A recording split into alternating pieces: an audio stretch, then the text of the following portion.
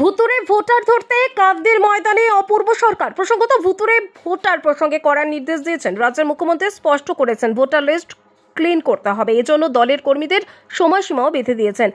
কাজে গাফিলতি হলে পদক্ষেপের হুঁশিয়ারিও দিয়েছেন মুখ্যমন্ত্রী। সেই নির্দেশের পরেই কলকাতা থেকে জেলা রবিবার সকাল থেকে তৃণমূল কর্মীদের বাড়ি বাড়ি গিয়ে ভোটার তালিকা খতিয়ে দেখতে দেখা গেল। আমরা যারা ভোটার এখানকার, আমাদের সবকিছু ঠিকঠাক আছে কিনা, মুখ্যমন্ত্রী মমতা বন্দ্যোপাধ্যায় মানুষকে যেমন বলেছে দেখে নিতে, আমরা তৃণমূল কংগ্রেস কর্মীরা আমরাও কিন্তু প্রতি বুথে বুথে গিয়ে আমরা এটা চেক করে দেখে নেব। কারণ ভোট আমার একটা সাংবিধানিক অধিকার, সেই অধিকার যেমন একদিকে খর্ব না হয়। কারণ ভারতবর্ষের সাম্প্রদায়িক শক্তি বিজেপি পার্টি আজকে ভোটে হয়তো আমার নাম ঠিক আছে, আমার এপিক কার্ডের নাম্বারটাকে চেঞ্জ করে দিচ্ছে।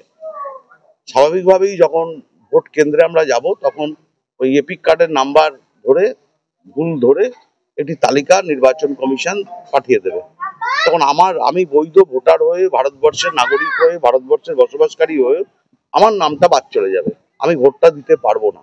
এটা একদিকে ভোটে জেতার পরিকল্পনাই বাংলায়, যেভাবে মহারাষ্ট্র এবং দিল্লি নির্বাচন হয়েছে, তাই আমরা এটা বাড়ি বাড়ি গিয়ে স্ক্রুটিনি করছি, যাতে কোনো বৈধ ভোটার, বৈধ নাগরিক যাতে একজনও নাম বাদ না যায়। রবিবার সকালে বহরমপুর সাংগঠনিক জেলা তৃণমূল সভাপতি তথা কান্দির বিধায়ক অপূর্ব সরকার নিজেই মাঠে নামলেন। কান্দি পৌরসভার অন্তর্গত 1 নম্বর ওয়ার্ডে মোহনবাগান এলাকায় বাড়ি বাড়ি গিয়ে ভোটার তালিকা সংশোধন করার কাজ করা হয়। উপস্থিত ছিলেন কান্দি পৌরসভার চেয়ারম্যান জয়দেব ঘটক, পৌর সদস্য দেবাশিস চ্যাটার্জি।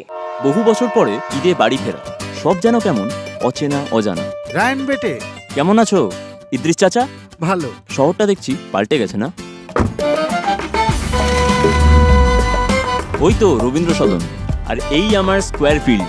চাচা, ঈদের কেনাকাটা হয়েছে? আর ঈদের কেনাকাটা? কাল তৈরি থেকো, নামাজের পর পুরো শহরটা ঘুরে দেখাবো।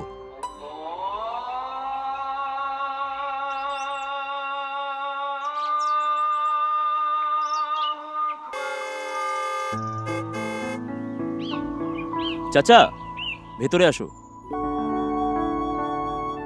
ঈদ মুবারক। এটা তোমার জন্য। আমার?